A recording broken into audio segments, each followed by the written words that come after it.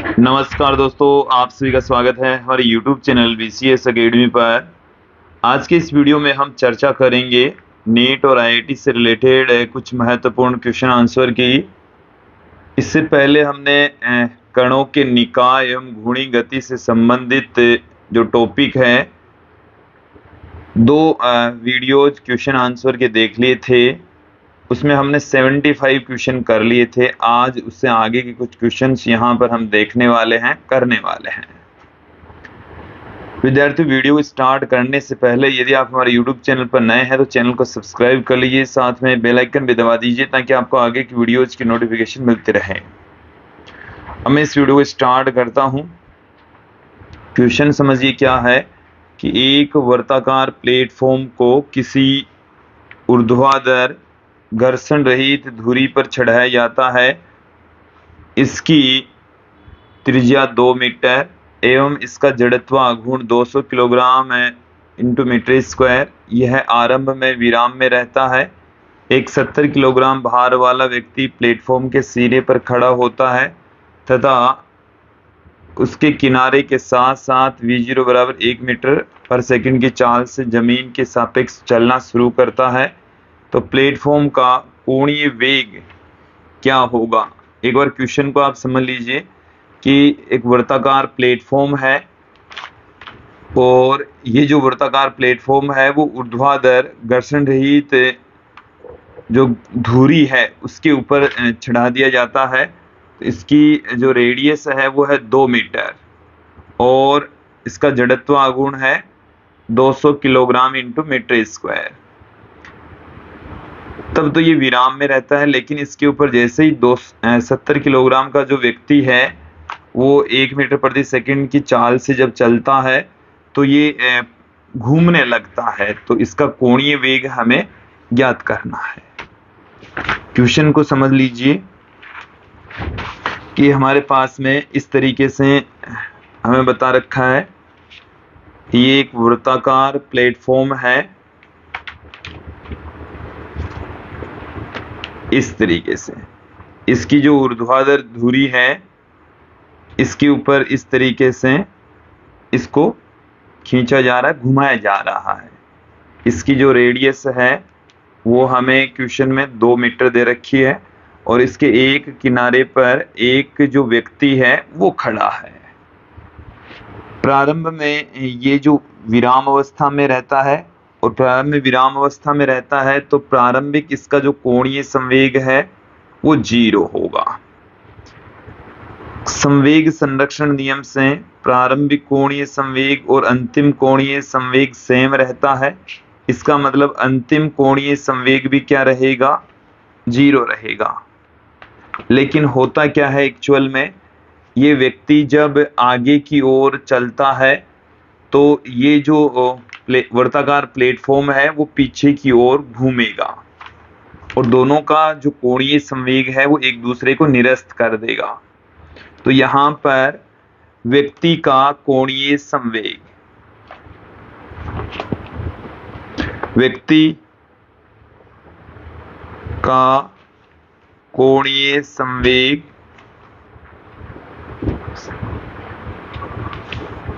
व्यक्ति का कोणीय संवेग ये बराबर होगा प्लेटफॉर्म का कोणीय संवेग। हालांकि इनकी जो डायरेक्शन है वो एक दूसरे के विपरीत होगी। चलिए देख लेते हैं व्यक्ति का कोणीय संवेग।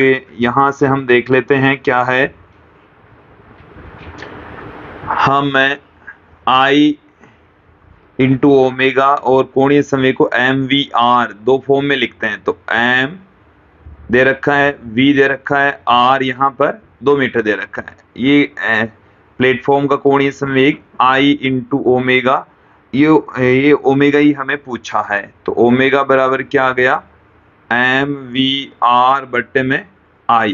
m का मान 70, v का मान 1, r का मान 2 और जड़त्व आघूर्ण हमें दे रखा है 200। तो यहां से हम कैलकुलेट कर लेंगे। 2 से 2 कैंसिल हो गया, 0 से 1 0 कैंसिल हो गया, 0.7 रेडियन पर सेकंड स्क्वायर आ जाएगा। अगले क्वेश्चन की ओर बढ़ते हैं।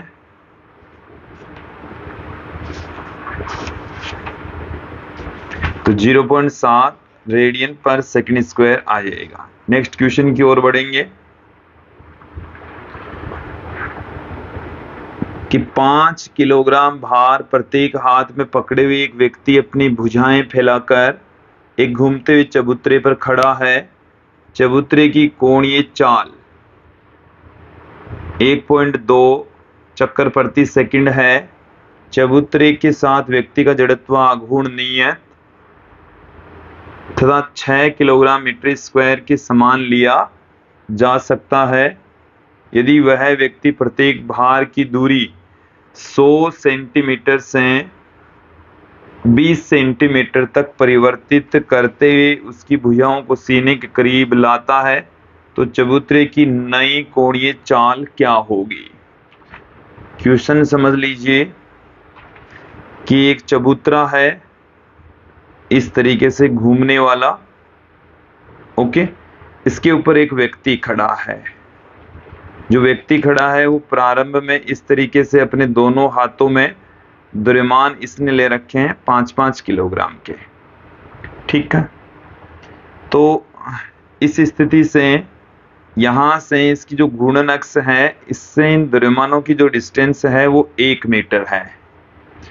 और जैसे ही ये क्या करता है, जो अंतिम स्थिति है इसमें ये जो व्यक्ति है वो इन दोनों द्रव्यमानों को अपने सीने के पास ले आता है और अब इनकी जो डिस्टेंस है, घूर्णन अक्ष से जो दूरी है वो 20 सेंटीमीटर रहती है, ठीक है। देखिए कोणीय संवेग संरक्षण नियम की सहायता से हम यहाँ पर चबूतरे की कोणीय चाल ज्ञात करेंगे। कोणीय संवेग संरक्षण नियम यहाँ पर हम अप्लाई कर लेते हैं। तो देखिए कोणीय संवेग संरक्षण नियम क्या कहता है, एल आई प्रारंभिक कोणीय संवेग और अंतिम कोणीय संवेग सेम होगा, बराबर होगा। तो I into omega I1 into omega 1 बराबर होगा I2 इंटू ओमेगा 2 के। तो प्रारंभिक स्थिति में इस स्थिति के अंदर जो जड़त्व आघूर्ण है वो कितना होगा, देखिए।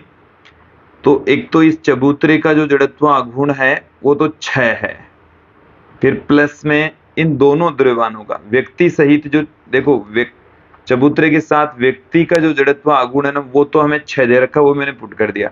अब ये जो द्रव्यमान है 5-5 किलोग्राम के जो दोनों द्रव्यमान हैं इनका जड़त्व आघूर्ण और देख लेते हैं। तो प्लस में 5 इंटू घूर्णन अक्ष से दूरी का वर्ग, तो 1 का वर्ग, ये आ गया I1, 5 इंटू R का स्क्वायर, ओमेगा 1, ओमेगा होता है 2 पाई n, तो ये आ गया 2 पाई और n का मान हमें दे रखा है 1.2। कितना दे रखा है, 1.2। फिर आता है जड़त्व आघूर्ण इस स्थिति में, तो एक तो चबूतरे का जड़त्व आघूर्ण, फिर प्लस में द्रव्यमान। देखो यहाँ पर जो द्रव्यमान है वो 5 किलोग्राम एक तरफ का द्रव्यमान है, तो 5 इंटू 2 आएगा इधर भी, 5 इंटू 2, तो 6, 5 इंटू 2 इंटू में आ जाएगा 0.2 का स्क्वायर, ये जड़त्व आघूर्ण आएगा। तो 6 प्लस में 5 इंटू 2 10 हो जाएगा और 0.4 का 0.2 का स्क्वायर करेंगे तो 0.04, 10 से गुणा करेंगे तो 0.4, 0.4 में जब 6 जोड़ देंगे 6.4 आ जाएगा जड़त्व आघूर्ण। तो यहाँ से मैं जड़त्व आघूर्ण 6.4, I2 का मान कितना है 6.4 इंटू हमारे को नई कोणीय चाल पूछी तो 2 पाई n2, 2 पाई से 2 पाई कैंसिल हो गया।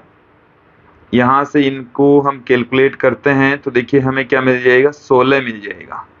16 गुणा 1.2 बराबर 6.4 इंटू n2, यहाँ से पॉइंट हट जाएगा, ये इसमें 4 बार में चला जाएगा, 4 का भाग इसमें 3 बार में, तो n2 का मान आ गया 3,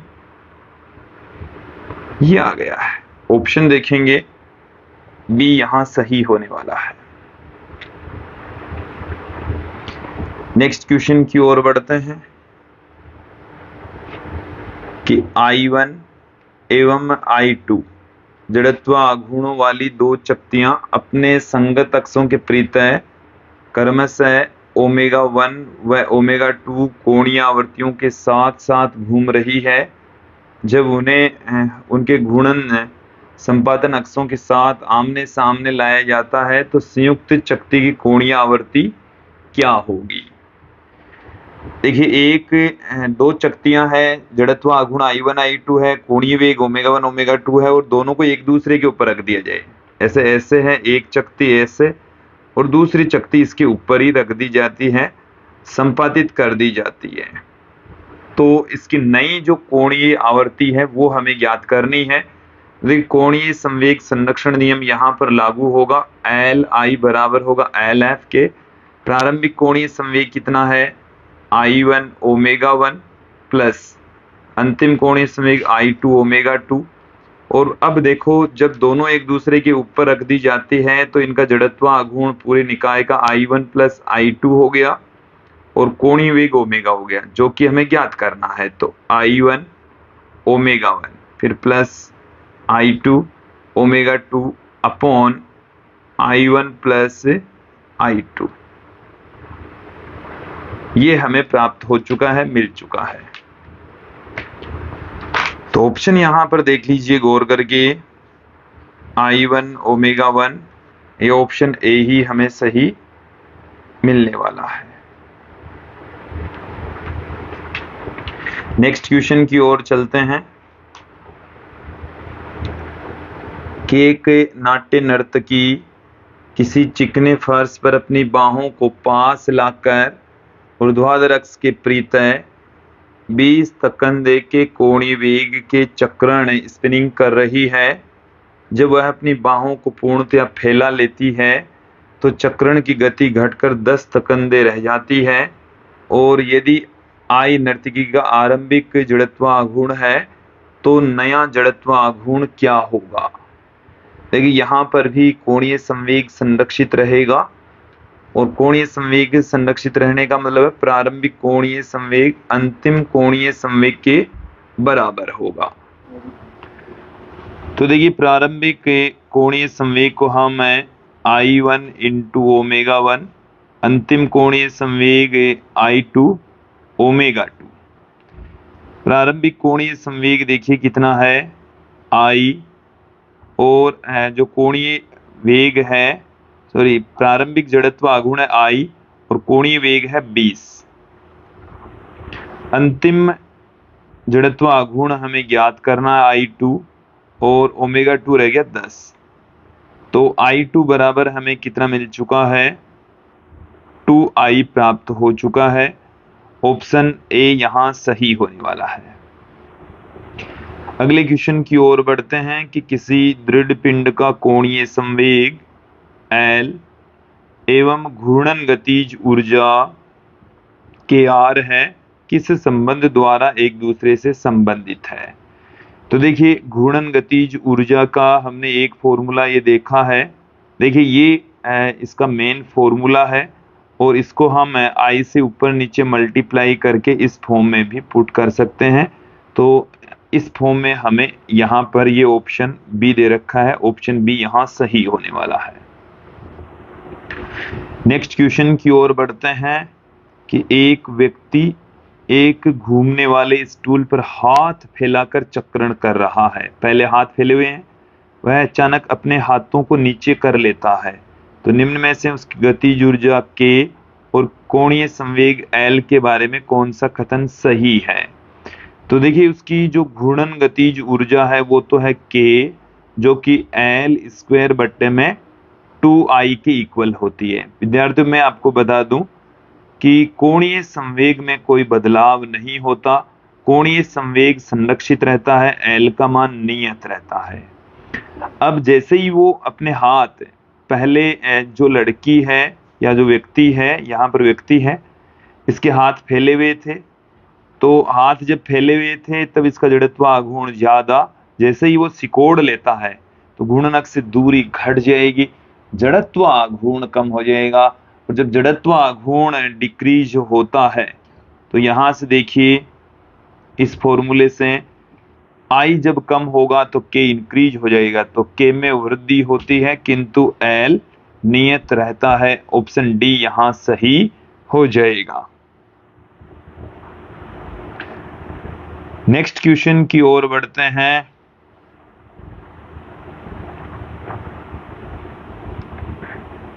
एक लड़का अपने केंद्रीय अक्ष के प्रति घूर्णन कर रहे प्लेटफॉर्म के केंद्र पर हाथों को मोड़कर खड़ा है।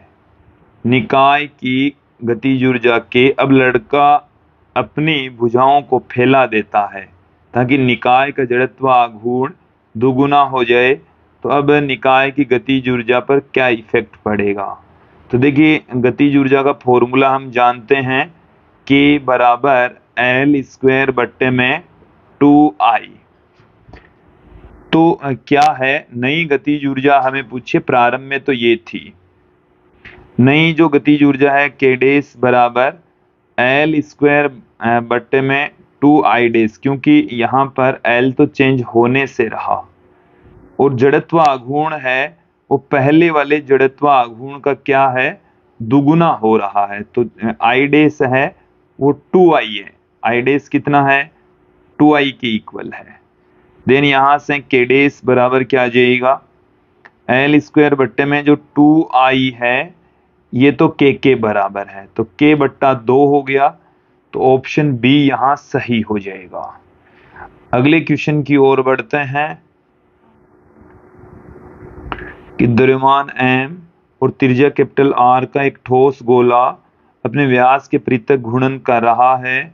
उसी द्रव्यमान तथा उसी त्रिज्या का एक ठोस बेलन भी अपनी ज्यामितीय अक्ष के प्रति घूर्णन कर रहा है। तो बेलन की घूर्णन की कोणीय चाल गोले की चाल से दुगुनी है। तो गोले की यदि ओमेगा लेंगे तो बेलन की 2 ओमेगा लेंगे। तो इन दोनों की घूर्णन गतिज ऊर्जाओं का अनुपात क्या होगा? तो देखिए घूर्णन गतिज ऊर्जाओं का हमें अनुपात पूछा है, E गोला बट्टे में E बेलन। देखिए गतिज ऊर्जा को हमें जड़त्व आघूर्ण और ओमेगा के टर्म्स में लिखना है। तो 1/2 I इंटू ओमेगा स्क्वायर बट्टे में क्या आ रहा है 1/2 I इंटू ओमेगा स्क्वायर। इसको मैं I1 ओमेगा 1 कर दूं, इसको I2 ओमेगा 2 कर दूं।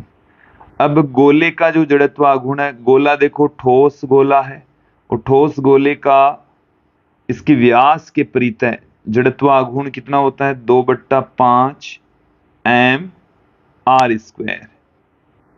ठीक है, और इसका जो कोणीय वेग है, बेलन के घूर्णन की कोणीय चाल गोले से दुगुना है। तो गोले की हम ओमेगा ले लेते हैं, तो ओमेगा का स्क्वायर। अब देखो बट्टे में 1/2 बेलन का जड़त्व आघूर्ण क्या होगा, बेलन भी यहाँ पर ठोस बेलन है और ज्यामितीय अक्ष के रेस्पेक्ट जड़त्व आघूर्ण पूछा है जो कि 1/2 mr स्क्वायर होता है। द्रव्यमान सेम है और त्रिज्या भी सेम है। देखिए बेलन का जो कोणीय वेग है वो गोले के कोणीय वेग से दुगुना। अब जो कुछ कट पीट रहा है उसे काट पीट दीजिए। 1/2 से 1/2 कैंसिल हो गया, mr स्क्वायर से mr स्क्वायर कैंसिल हो गया, यहां से ओमेगा स्क्वायर से ओमेगा स्क्वायर भी कैंसिल हो गया। तो देखिए यहां से एक तो 2 बच गया, 5 नीचे आ जाएगा, ये 2 ऊपर चला जाएगा, यहां से ये 2 का स्क्वायर 4 नीचे आ जाएगा। तो 2 से 2 4 से कट जाएगा, 1/5 मतलब 1:5 रह जाएगा। ऑप्शन डी यहां सही होने वाला है। नेक्स्ट क्वेश्चन की ओर बढ़ते हैं। देखिए अगला जो क्वेश्चन है वो क्या है कि I1 एवं I2 जड़त्व आघूर्ण वाली दो चकतियां अपने अपने अक्षों के प्रति चकती के समकोण पर और केंद्र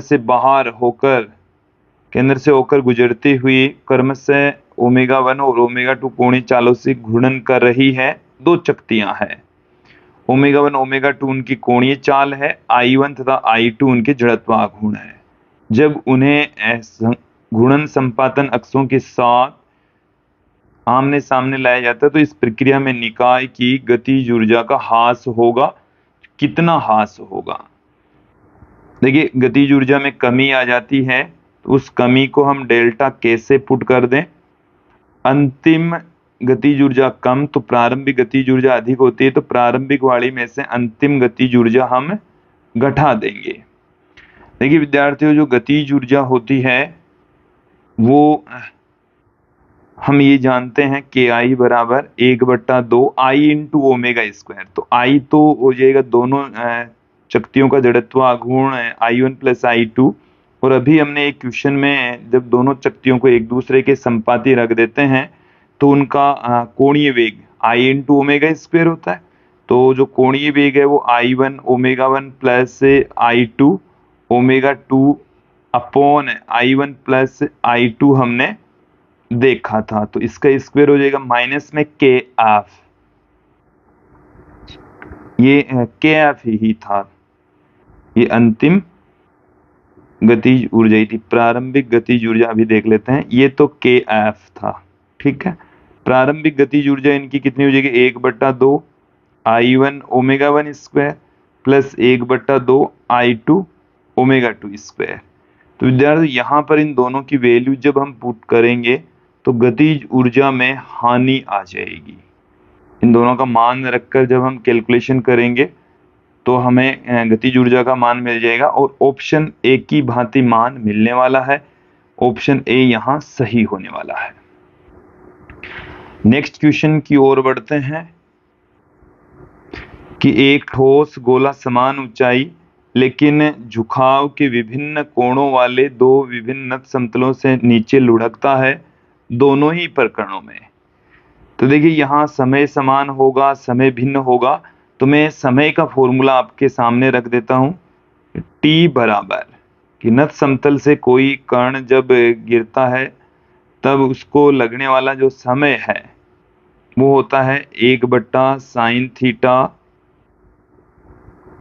इंटू में 2h बट्टे में g into 1 plus K square by R square.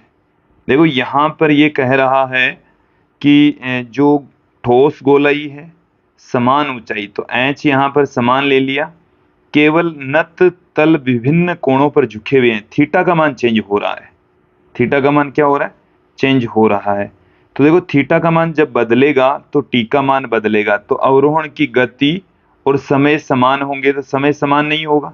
यहाँ पर वेग का भी फॉर्मूला देख लेते हैं क्योंकि गति भी इसमें टर्म्स में आ रही है। तो v बराबर हमने आपको बताया था 2gh बट्टे में 1 plus K square by R square. तो ये जो गति है वो तो प्रभावित नहीं हो रही, h समान है, k समान है, r समान है, तो वेग तो समान होगा, गति समान होगी। तो ये ऑप्शन देखो गति समान होगी, लेकिन अवरोहण का जो समय है नीचे तक पहुंचने में जो लगने वाला समय है वो भिन्न होगा क्योंकि वो थीटा पर डिपेंड करता है। तो यहाँ ऑप्शन बी सही होने वाला है। मैंने दोनों ही फॉर्मूले से आपको क्लियर भी कर दिया है, ज्यादा कुछ पुट करने की रखने की जरूरत नहीं है।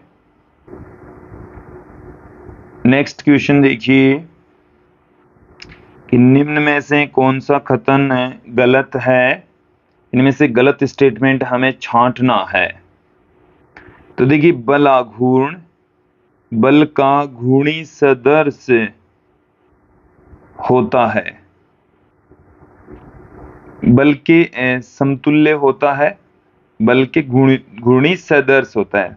बल जैसे स्थानांतरित गति में काम करता है, बल आघूर्ण वही काम किसमें करता है, घूर्णी गति में करता है। बिल्कुल सही स्टेटमेंट है, राइट है। नेक्स्ट स्टेटमेंट देख लेते हैं, किसी बेलन की किसी नत समतल के नीचे की ओर लौटनिक गति स्थानांतरीय व घूर्णन गति दोनों का संयोजन होती है। तो हमने लौटनिक गति की डेफिनेशन ही यही बताई है कि ये घूर्णी गति और ये घूर्णी गति और स्थानांतरित गति दोनों के संयोजन से प्राप्त होती है। तो ये स्टेटमेंट भी बिल्कुल सही है। अगला ऑप्शन देखते हैं कि यदि प्रयास भुजा भार भुजा से बड़ी है तो यांत्रिक लाभ 1 से कम होगा। देखो यांत्रिक लाभ क्या होता है,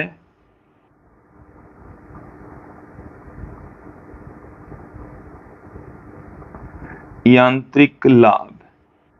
देखिए ये होता है प्रयास। प्रयास तो क्या है, कम करना पड़ेगा, भार बट्टे में प्रयास इंटू प्रयास बराबर भार, प्रयास भुजा बट्टे में भार भुजा। तो प्रयास भुजा भार भुजा से बड़ी है, तो प्रयास भुजा यदि D2 क्या है, D1 से बड़ा है, तो क्या यांत्रिक लाभ 1 से कम होगा? नहीं। तो ये जो स्टेटमेंट है वो गलत है, क्योंकि D2 यदि D1 से बड़ा है तो यांत्रिक लाभ 1 से बड़ा ही होगा। तो ये स्टेटमेंट गलत है। यहाँ पर हमें गलत स्टेटमेंट ही पूछा है, तो ऑप्शन सी यहाँ सही होगा। नेक्स्ट क्वेश्चन की ओर बढ़ते हैं। इस क्वेश्चन में भी हमें कौन सा कथन सही नहीं है, गलत स्टेटमेंट ही यहां से देखना है कि इनमें गलत कौन सा है। तो देखिए क्या है गलत, कि लुढ़कने के दौरान संपर्क बिंदु की तात्क्षणिक चाल शून्य होती है। तो विद्यार्थियों ये लौटनी गति के अंदर हमने आपको स्पष्ट किया था कि जो संपर्क बिंदु है उसमें जो पिंड और सतह के बीच की जो आपेक्षिक चाल होती है, सापेक्षिक चाल है, वो 0 होती है। यहाँ पर भी हमें शून्य दे रखा है, जो स्टेटमेंट है वो बिल्कुल सही है। फिर है कि लुढ़कने के दौरान संपर्क बिंदु का तात्क्षणिक त्वरण शून्य होता है। ये गलत स्टेटमेंट है, हमें गलत ही पूछा था, तो ऑप्शन बी ही यहाँ सही हो जाएगा। एक स्टेटमेंट मैंने आपको ये भी बताया था कि किसी पूर्ण लौटनी गति के लिए घर्षण के विरुद्ध किया गया कार्य और घर्षण के विरुद्ध जो ऊर्जा हानि है वो 0 होती है, ये मैंने क्लियर किया था। और वही सेम स्टेटमेंट यहाँ पर हमें मिल रहा है। तो देखिए यदि स्टेटमेंट आपको अच्छे से समझ में आ गया तो कहीं कोई दिक्कत नहीं होगी, ये स्टेटमेंट सही है, हमें गलत छांटना था। किसी पूर्ण घर्षण रहित नत समतल से नीचे की ओर गति कर रहा पहिया फिसलेगा लेकिन तल पर लुढ़केगा नहीं, क्योंकि लुढ़कने के लिए घर्षण आवश्यक है। कि घर्षण कब जरूरत पड़ती है, लौटनी गति के लिए घर्षण आवश्यक है। तो घर्षण रहित हमें दे रखा है कि घर्षण रहित है, तो यहाँ पर लुढ़केगा नहीं पहिया लुढ़केगा नहीं, बिल्कुल सही स्टेटमेंट है। लुढ़केगा तो तभी जब घर्षण होगा। ओके, नेक्स्ट क्वेश्चन की ओर बढ़ते हैं कि एक गेंद बिना फिसले लुढ़कती है, तो इसके द्रव्यमान केंद्र से गुजरने वाली अक्ष के पृष्ठ गेंद की घूर्णन त्रिज्या के, यदि गेंद की त्रिज्या कैपिटल R, तो कुल ऊर्जा का अंश इसके घूर्णन से संबंधित होगा। तो देखिए हमें घूर्णन गतिज ऊर्जा का कुल ऊर्जा के साथ में अंश पूछा है, तो घूर्णन गतिज ऊर्जा को हम KR से पुट करते हैं, कुल गतिज ऊर्जा को हम K से पुट कर दें। KR हमने कितनी बताई है, half I into omega square, ये तो KR थी। और कुल गतिज ऊर्जा क्या है, 1/2 m v स्क्वायर प्लस गतिज ऊर्जा मतलब स्थानांतरित गतिज ऊर्जा तथा घूर्णन गतिज ऊर्जा, इन दोनों की योग के बराबर होती है। तो यहां से हम देखें दोनों के बराबर होती है तो क्या मिल जाएगा हमें, इस I को हम क्या पुट कर सकते हैं, I को हम लिख सकते हैं m k स्क्वायर और ओमेगा को लिख सकते हैं v बट्टे में r, तो v स्क्वायर बट्टे में r स्क्वायर।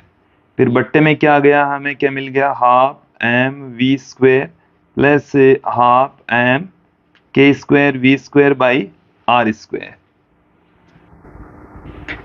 तो यहां से देखिए जो कुछ कट पीट रहा है उसे काट पीट दीजिए, half m v square k square by r square, बट्टे में क्या रह गया, half m v square common ले लेंगे तो 1 plus k square by r square रह गया। तो विद्यार्थी यहां से यदि आप एलसीएम लें तो के स्क्वायर बाई के स्क्वायर प्लस आर स्क्वायर रह जाएगा। तो ऑप्शन आप देखें, ऑप्शन सी यहां सही होने वाला है।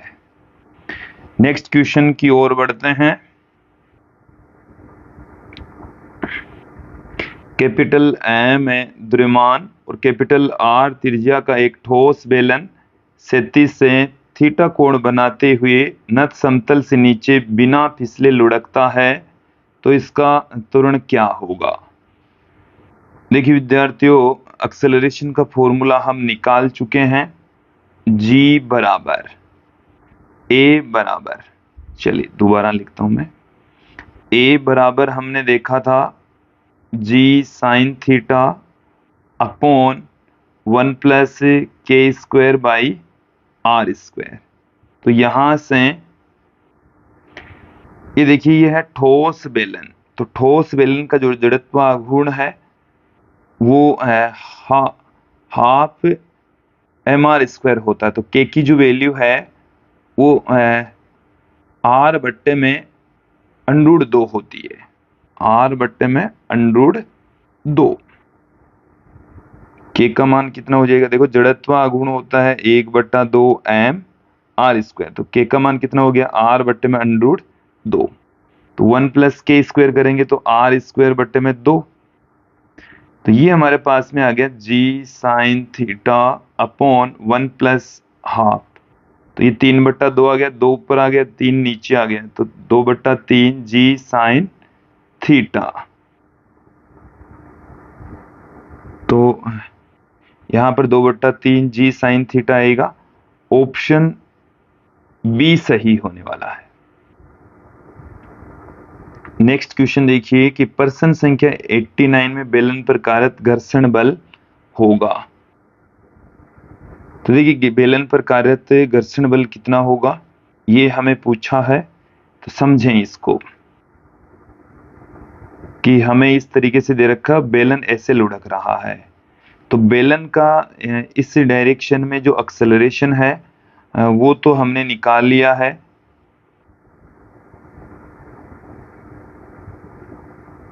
देखिए ये जैसे हम कंसीडर कर लें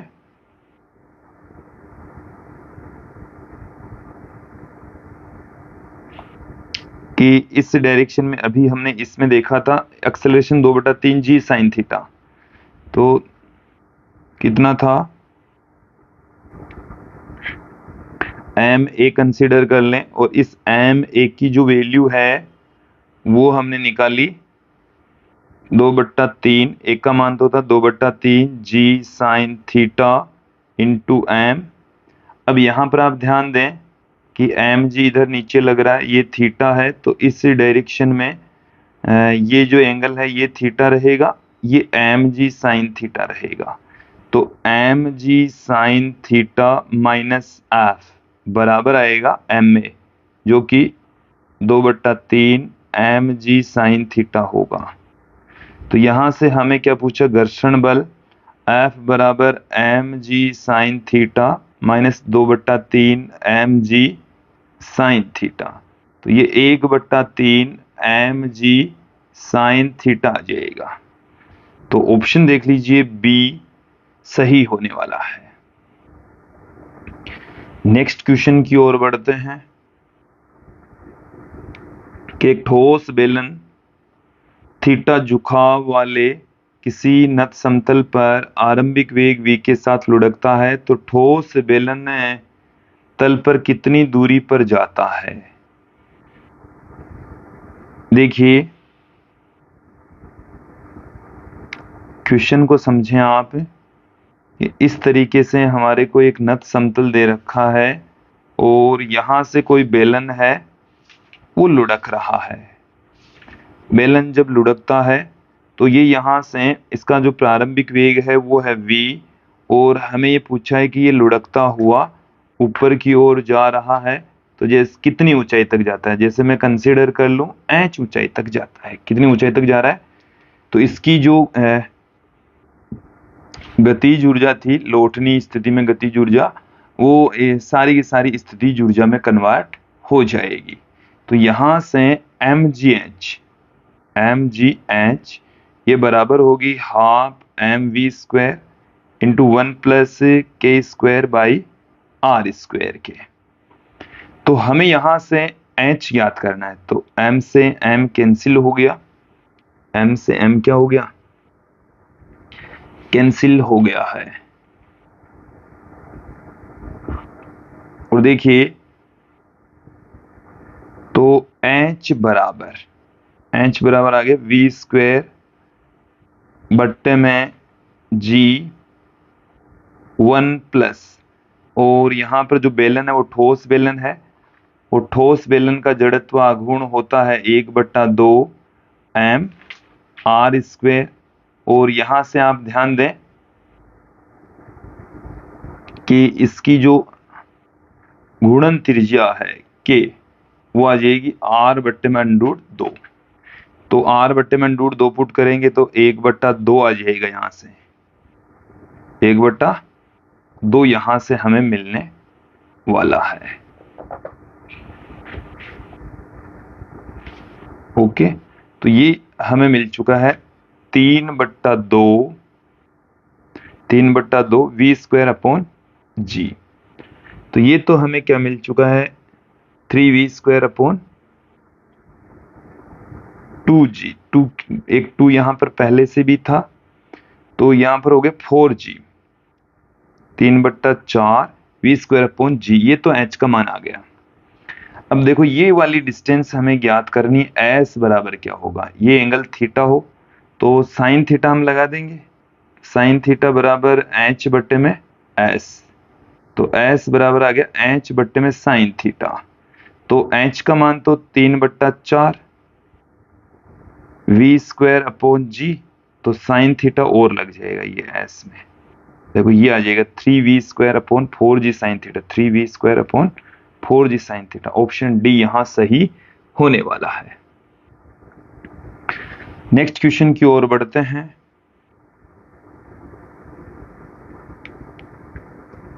कि ठोस बेलन थीटा झुकाव और स्थिति घर्षण गुणांक म्यूएस वाले समतल पर बिना फिसले लुढ़क रहा है, तो थीटा एवं म्यूएस के मध्य क्या संबंध होगा। देखिए बिना फिसले बेलन के लुढ़कने के लिए आवश्यक क्या है,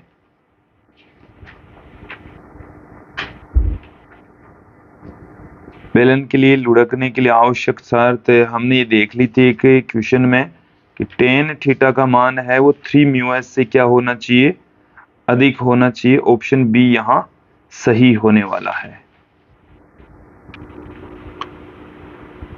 चलिए मैं ये आपको फॉर्मूला कहां से है वो मैं आपको बता देता हूं कि हमारे पास में इस तरीके से एक नत समतल है ऐसा, और इस पर इस तरीके से कोई बेलन लुढ़क रहा है। इस बेलन के ऊपर mg बल काम करेगा नीचे की ओर, और ये जो बेलन है इस पर घर्षण बल इसकी गति की विपरीत दिशा में, और इस डायरेक्शन में इसका एक घटक काम करेगा, इस डायरेक्शन में काम करेगा, और एक प्रतिक्रिया बल इस डायरेक्शन में काम करेगा। ये जो एंगल है वो है थीटा। चलिए इनको देखेंगे आप एक एक करके। ये तो mg इधर नीचे लग रहा है, ये एंगल थीटा है, तो ये angle theta mg cos theta इधर काम करेगा, mg साइन थीटा इधर काम करेगा, इधर घर्षण बल F काम करेगा, इधर प्रतिक्रिया बल काम करेगा। तो यहां से जो प्रतिक्रिया बल है R, ये तो हो गया mg कोस थीटा के इक्वल। ये पूरा जो निकाय है वो A त्वरण से गति कर रहा है, और A बराबर होता है g sign theta upon 1 plus K square by R square. और बेलन के लिए जो के का जो मान है वो 1/2 हो जाएगा, r/√2। तो यहां से कितना आ गया, स्क्वायर करेंगे तो 1/2 निकल कर आ जाएगा, तो 3/2 आ गया। 3/2 तो 3 तो नीचे, 2 कहाँ चला गया ऊपर, तो 2g साइन थीटा अपॉन 3 आ गया ए का मान। अब देखिए बिना फिसले लुढ़क रहा है तो एम ए बराबर आ जाएगा mg sine theta minus F. और एफ बराबर क्या आ गया, M G sine theta minus M A, और यहां से M G sine theta minus M A का मान हमारे पास में क्या है, 2g साइन थीटा अपॉन 3। तो ये आ गया, हमें मिल चुका है 1/3 एम जी साइन थीटा। और एफ का जो मान होता है वो mu into R, mu into R, और म्यू आर की जगह हम क्या लिख दें, ये रहा एम जी कोस थीटा। तो एम जी कोस थीटा ये बराबर है 1/3 एम जी साइन थीटा के। तो एम जी से तो एम जी कैंसिल हो गया, म्यू बराबर क्या आ जाएगा,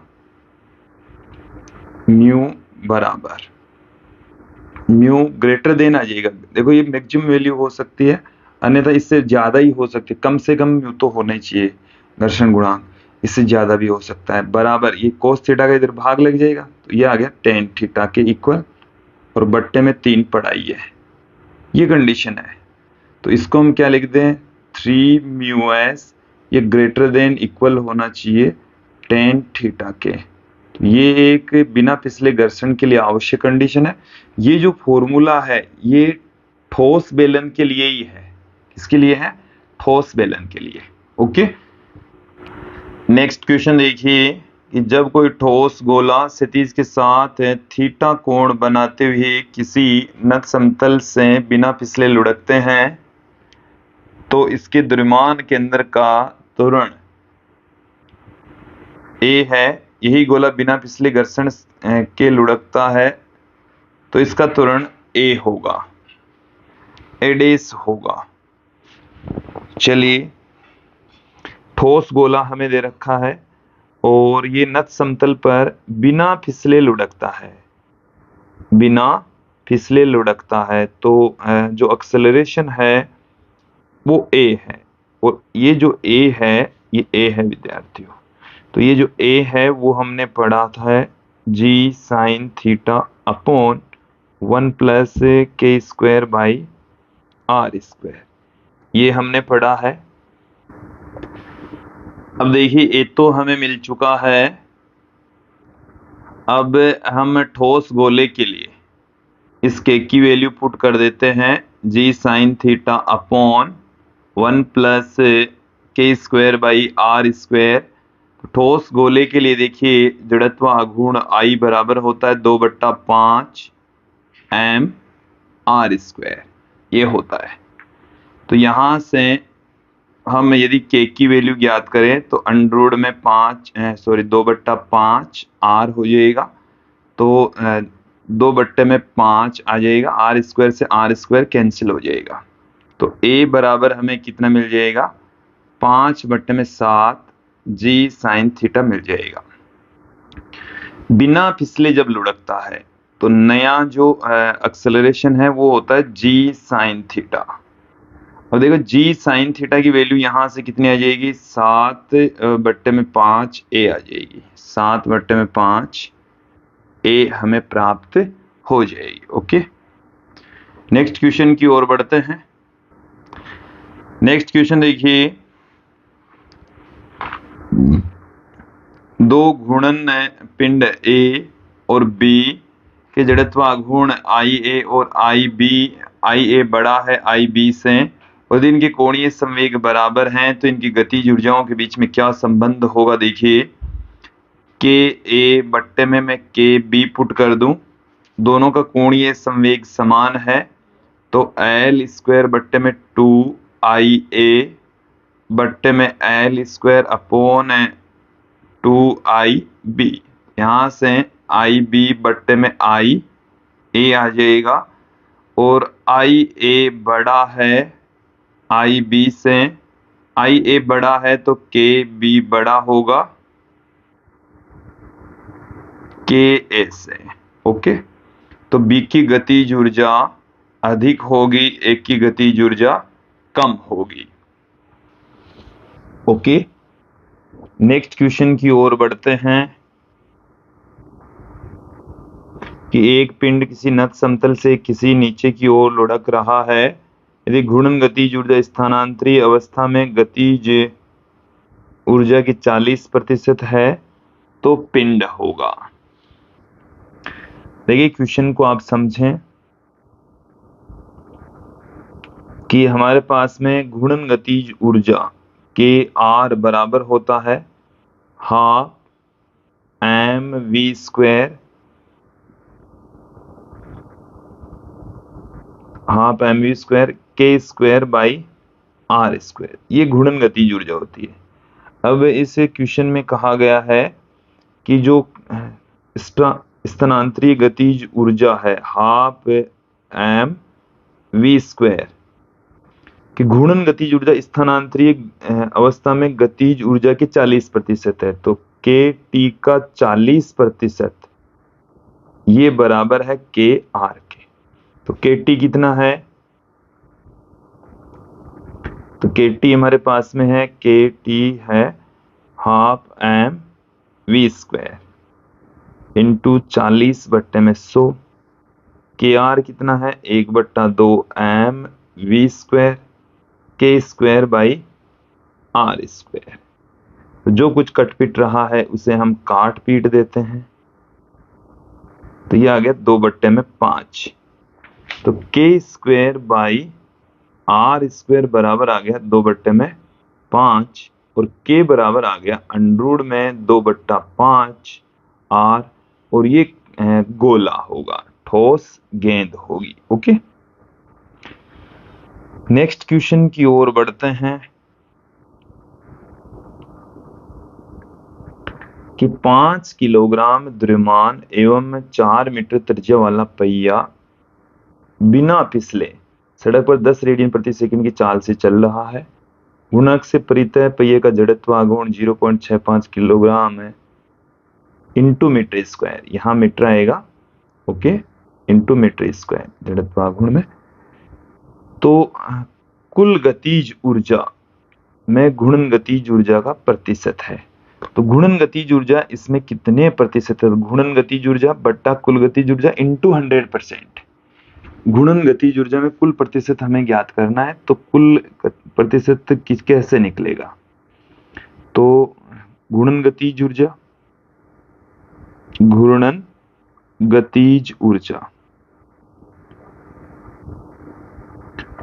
बट्टे में कुल गतिज ऊर्जा, कुल गतिज ऊर्जा प्रतिशत पूछा है तो 100% से। गुणन गतिज ऊर्जा है के आर और कुल गतिज ऊर्जा है K T plus K R into में 100%।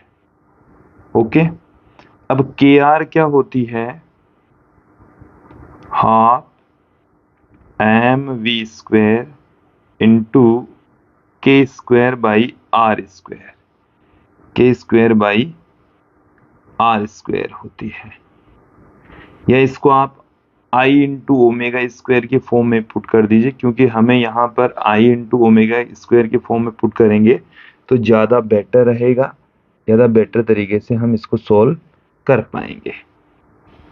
तो आई इंटू ओमेगा स्क्वायर का आधा, फिर प्लस में half M V square plus I into omega square गुणा में 100%। तो पहले हम के आर निकाल लेते हैं यहां से,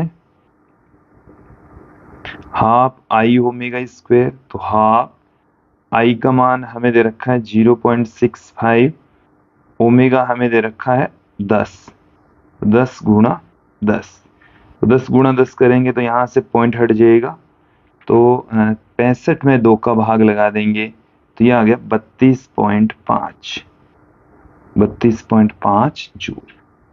फिर हम ज्ञात करते हैं के टी स्थानांतरित गतिज ऊर्जा हाफ एम वी स्क्वायर, तो हाफ एम का मान हमारे पास में यहाँ पर है 5, वी का मान हमारे पास में यहाँ पर है, वी का मान हमें ज्ञात करना है, वी बराबर होता है ओमेगा आर, वी बराबर क्या होता है ओमेगा आर, ओमेगा हमें क्वेश्चन में दे रखा है 10, आर हमें दे रखा है 0.4, तो 4 आ जाएगा। कितना आ जाएगा? 4। तो 4 का स्क्वायर करेंगे, 4 इंटू 4, तो ये आ गया हमारे पास में 2, 10 गुणा, तो ये आ गया 40 जूल।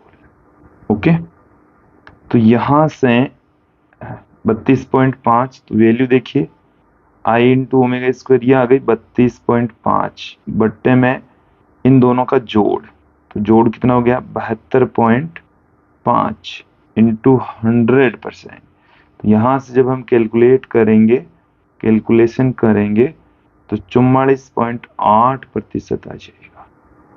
ऑप्शन डी हमें सही मिलने वाला है। नेक्स्ट क्वेश्चन देखिए कि 3 पिंड वलय, ठोस बेलन और ठोस गोला बिना फिसले नत समतल से नीचे लुढ़काए जाते हैं। ये विराम अवस्था से आरंभ करते हैं। पिंडों की त्रिज्या समरूप है। कौन सा पिंड अधिकतम वेग से नीचे पहुंचेगा? देखिए, विराम अवस्था से लुढ़काए जा रहे हैं, तो यहाँ पर जो वेलोसिटी है वो हमने निकाली है अंडररूट में 2gh बट्टे में 1 plus K square by R square. अब यहाँ पर आप देखें, जिसके लिए के का मान अधिक उसके लिए वेग कम, तो यहाँ पर v सबसे ज्यादा पूछा है, तो के का मान सबसे कम, तो के का मान वलय के लिए के बराबर क्या हो जाएगा? देखिए आर हो जाएगा। फिर मैं बात करता हूं बेलन, तो बेलन के लिए आर बट्टे में अंडररूट 2, आर बट्टे में अंडररूट 2। और गोले के लिए कितना हो जाएगा? गोले के लिए हमें मिल जाएगा के बराबर अंडररूट में 2/5 आर। तो यहां से के स्क्वायर बाई आर स्क्वायर, ये 1, ये के स्क्वायर बाई आर स्क्वायर 1/2, के स्क्वायर बाई आर स्क्वायर आ गया 2/5। तो 1 मान है, आधा मान है, और यहाँ पर 0.4 है, तो सबसे कम मान 0.4 गोले के लिए है। गोला सबसे पहले पहुंचेगा। ऑप्शन सी सही मिलने वाला है। ओके,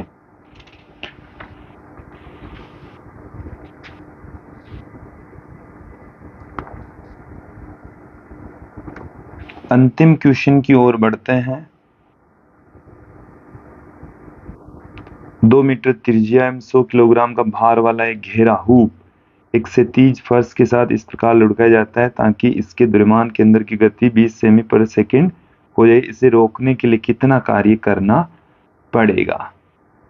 देखिए, हमें इस क्वेश्चन के अंदर जो हुप है, घेरा वलय है, उसकी रेडियस दे रखी है 2 मीटर, और जो द्रव्यमान है वो हमें दे रखा है 100 kg, और इसकी जो चाल है वो हमें 20 सेमी प्रति सेकंड दे रखी है, मतलब 0.2 मीटर प्रति second.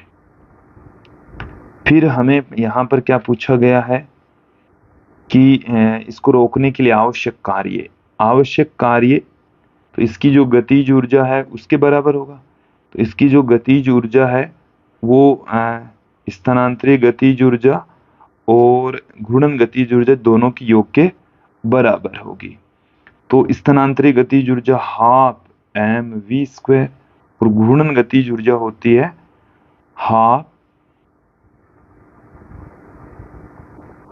I into omega square, half I into omega square. अब देखो, यहां पर वलय है और वलय का जड़त्व आघूर्ण m इंटू आर स्क्वायर, और ओमेगा इंटू आर की जगह हम क्या पुट कर देंगे? mv, तो half mv² plus half mv², ये आ गया mv²। काम करना पड़ेगा। m का मान हमें कितना दे रखा है क्वेश्चन में? 100, v का मान 0.2, तो 0.2 पॉइंट हट जाएगा, यहां से 4 जूल आ जाएगा। तो ऑप्शन बी यहां सही होने वाला है, 4 जूल इसका आंसर हमें प्राप्त होने वाला है। तो ये था विद्यार्थियों आज का हमारा वीडियो, जिसमें हमने कणों के निकाय एवं गुणन गति से संबंधित महत्वपूर्ण क्वेश्चन देखें। हमारा जो मेन टारगेट है वो नीट और आईआईटी से रिलेटेड क्वेश्चन तैयार करना है। अब हम इसके पश्चात हमारा जो टॉपिक रहेगा वो गुरुत्वाकर्षण का रहेगा। गुरुत्वाकर्षण से रिलेटेड वीडियो लेकर आएंगे। आज के इस वीडियो में इतना ही। धन्यवाद दोस्तों।